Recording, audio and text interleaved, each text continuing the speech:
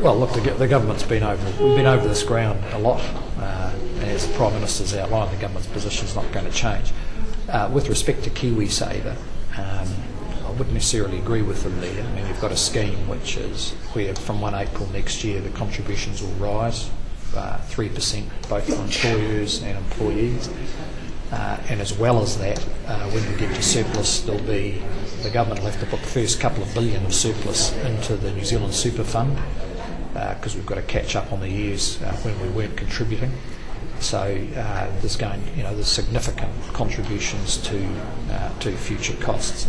We've got to bear in mind we do need to get on and grow the economy now. If we just focus on what it's going to be like in 20 years' time, we won't be. We need to be productive and a vigorous economy for the 20 years between now and then, or it doesn't matter what schemes you have. People won't have a comfortable retirement. But the problems Europe face today are problems they had 20 years ago they didn't face up to then. I mean, wouldn't it be smart to actually start to signal changes now?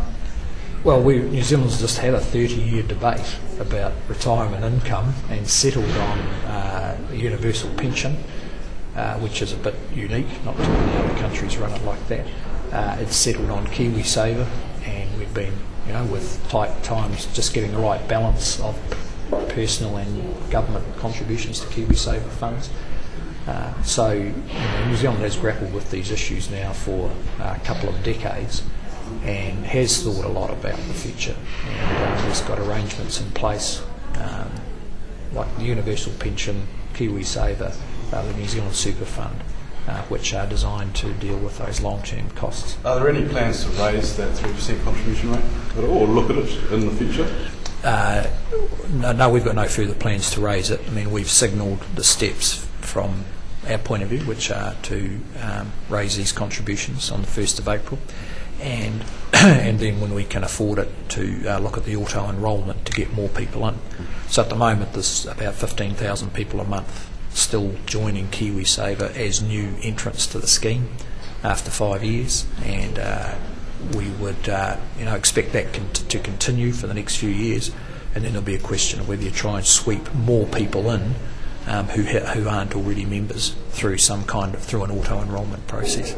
So those are the steps: raise the contributions and then look at getting more New Zealanders in who didn't necessarily volunteer. And just your comments on super there, did you say the first couple of billion of surplus cash will be going to super?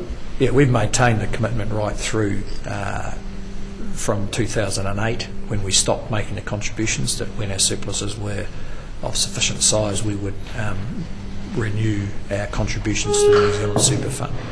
And I think in the budget that might be in either 16-17 or 17-18, we would expect to be putting a couple of $1 billion into that fund.